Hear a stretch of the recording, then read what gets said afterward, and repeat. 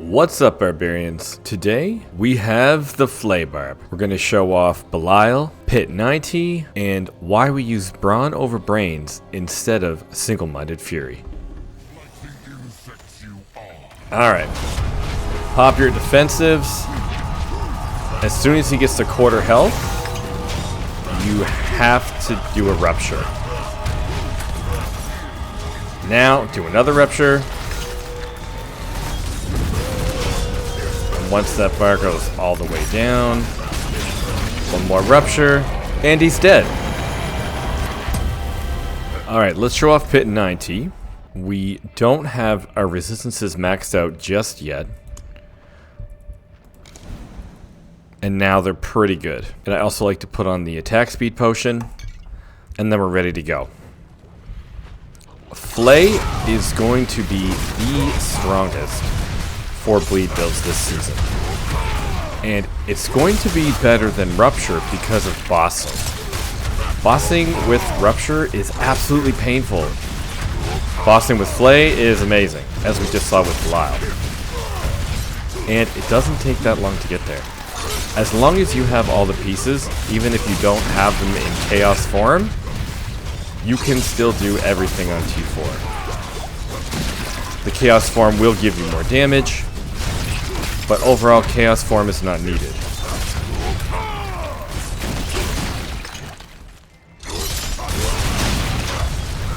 And the way you play Flay Rupture is that you have to gather them all, hit a couple Flays, and also hit Ruptures. If you want, you can still just hit Flay the whole entire time. Sometimes that actually does do more damage. But in big groups, it's really awesome just to Rupture over and over and over. This will be the best bleed build for Season 10.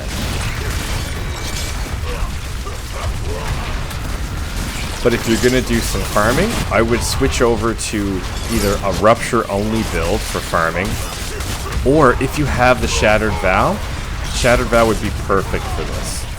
Because we are able to get a lot of bleed on enemies, and it would be nice to execute them as soon as they have all bleed and no health.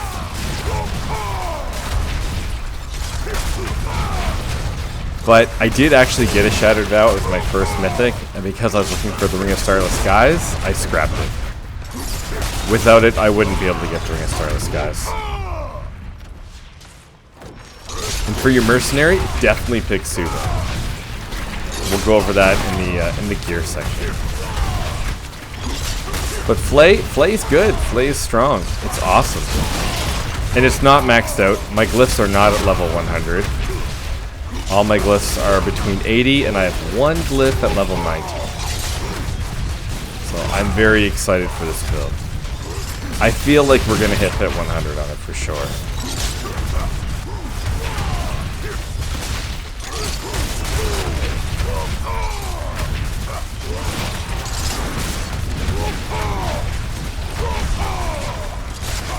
Overall, Season 10 has been amazing. The Chaos armor is a fantastic idea. And I think the way they're shaking it up for Season 10 is a lot of fun. Because really, the game changes are kind of subtle. Like, there's not a lot of, you know, super awesome game-changing mechanics. Yes, they did do a change to Infernal Hordes, but overall, I think the best part of the season is Chaos armor and the power creep. We are going to talk more about Single-Minded Fury, and they are doing a buff to Single-Minded Fury on Tuesday. This video is going to come out on Monday. And Single-Minded Fury is still not going to be good enough, in my opinion. I will still try it, but because the best way to scale bleed is with critical strike, and you're going to be losing literally 4 rolls of critical strike damage. You're losing roughly 1,000 critical strike damage, which means it's weaker no matter what. We'll still try it. I don't expect it to be perfect or to to beat what I'm doing right now. With that 1000% difference, that alone is not enough. And we have to go dual wield because we have to use a Shard of Wrath. So you can't go polearm, which also gives us some good multipliers.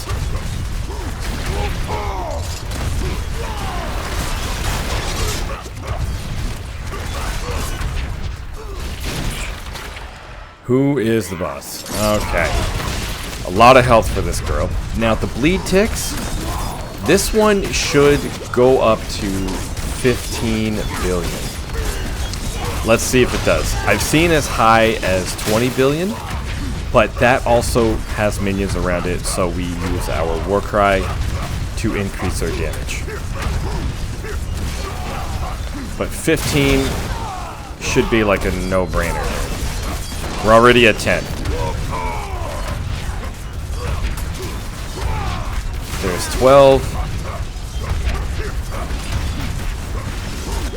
13. 14.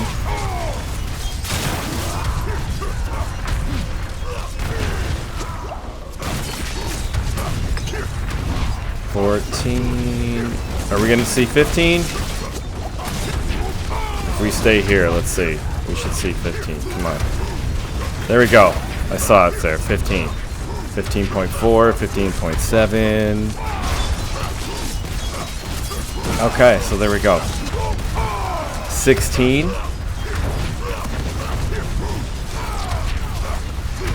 Thought I saw 17 there for a minute.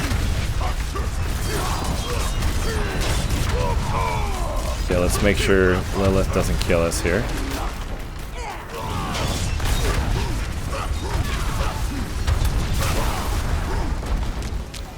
Now we're back up to 15 billion.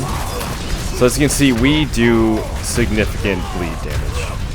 For sure.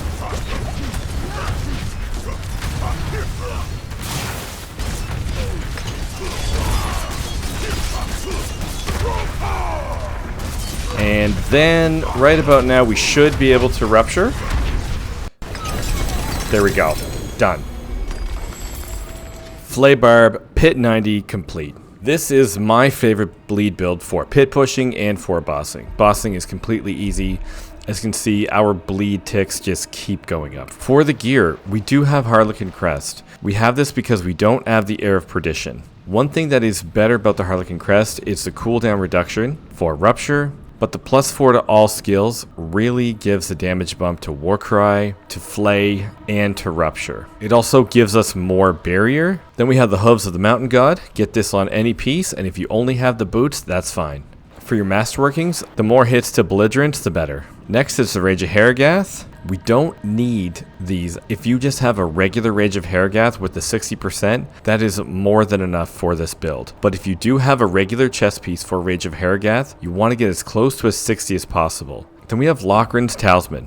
This is really good because it has max resource, and also we gain more critical strike damage per fury we have. And this build is all about critical strike damage. Then we have the Magnum Opus. The Magnum Opus, being a Chaos unique, is absolutely fantastic, and you are going to want to use this on any build that you get, and you want your masterworkings to hit on strength and max resource. Then we have Wanton's Rupture. The change to Wanton's Rupture is absolutely phenomenal. And for stats, you want strength, max life, critical strike damage, flay duration, and critical strike damage. You want as many masterworkings as possible to hit on flay duration. The runes we're using are Lith Tech. Next we have the Sword of Earthquakes, and you specifically want a sword here because of the critical strike damage. Instead of having flay duration on this weapon, have this one have ranks to cut to the bone. Your gems for both of your one-handed weapons are going to be critical strike gems. The Shard of Wrathiel is an absolute must. The most important thing on this weapon is the unique aspect being as close to 150 as possible. Then we have the aspect of Moonrise. Make sure this is on one of your two-handers and have Wanton's Rupture on the other two-hander. And you specifically want a polearm as we take Executioner to give us the 15% increase of damage. Our runes here are Yule Lum. Every time we cast a skill with a cooldown, we get more fury, which is every single skill here except for Flay. So we have max fury all the time. Then we have the Ring of Starless Skies. Because spending resource kills us with the Beast Cornered, the only way to play with a Beast Cornered is with the Ring of Starless Skies. Then we have the Ring of Adaptability. This should go in the amulet once a Beast Cornered is fixed. Because it is not fixed, this is the only way to use a Beast Cornered to stay alive. You need the Ring of Starless Skies, and you need the Iron Warrior on your amulet, which also gives us more life. So our life is always topped up, our resources are never going down, and this combo here allows us to use a Beast Cornered. On the ring, you do want strength and critical strike chance. After that, you could go for max life, you could go for more critical strike damage, or you could go for attack speed. Choice is yours. I have rupture cooldown on here so that we can rupture all the time when we are bossing. When we are running the pit, this cools down quite quickly. But if you are doing your bossing like your layer bosses, this 3 seconds is needed because we can kill the boss very quickly. Rupture is the only thing that holds us back. You do want this as close to 3 as possible. Then we have the aspect of the Iron Warrior with percent to strength, critical strike chance, and cut to the bone. With tempers of Iron Skin cooldown and Steel Grass stuns. Steel Grass stuns is great as we pull enemies in, they're stunned, we flay and rupture them all day, and Iron Skin cooldown can be cast at any time. Because we are at half life, we can cast it right now.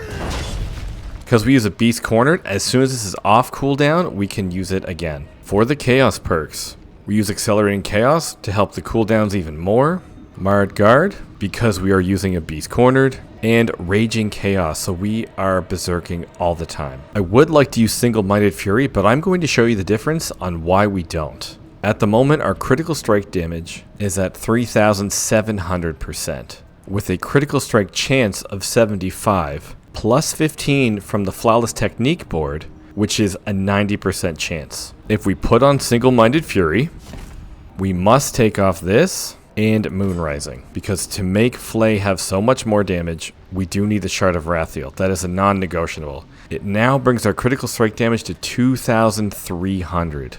That is a difference of 1,400%. Even with the buff to Single-Minded Fury, there is no way we can make up this difference. For the skills, we put 7 points into Flay for Battle Flay, 1 point to Pressure Point, 3 points to Warpath as we rupture all the time, 3 points in Tempered Fury. Our last 2 points go into Endless Fury. The more Fury generation we have, the more our Hooves of the Mountain God stay up. 3 points in Imposing Presence for more life, 3 points to Martial Vigor for more damage reduction, 3 points to Belligerence for more Flay damage, 3 points into Iron Skin for Tactical Iron Skin. This is how we heal all the time and have a constant barrier. 3 points into Warcry for Power Warcry. And the main reason we take Warcry is for the increase in damage from Warcry and the even more increased damage when we use Wrath of the Berserker, which gives us enemies pulled towards us, which always procs Power Warcry. We take 3 points in Booming Voice, 3 points into Swiftness, 3 points into Pit Fighter, 3 points in Slaying Strike, 7 points into Rupture for Warrior's Rupture to increase our attack speed. We take 3 points into Cut to the Bone for a massive increase in our damage over time. We take 3 points into Steel Grasp for Fighter Steel Grasp.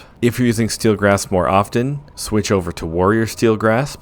1 point to Thick Skin to get 3 points into Counteroffensive, 3 points into Heavy Handed as we are using a polearm, 7 points into Wrath of the Berserker for Supreme Wrath of the Berserker. And our key passive is Gushing Wounds. And the reason why we scale critical strike damage versus damage over time is simple. There are more ways to increase critical strike damage versus damage over time. If there was a way that we could increase damage with bleeding to almost 400%, this would be the best way to go. But because there are many other ways to get critical strike damage, like Lochran's Talisman and critical strike damage is on other pieces that we have, we can simply scale critical strike damage higher than we can scale bleed damage. For our Paragon board, our first board we take Might. Our second board is Warbringer, where we take Wrath. Our third board is Hemorrhage, where we take Executioner. Our fourth board is Blood Rage, where we take Challenger. Our final board is Flawless Technique, where we take Disembowel.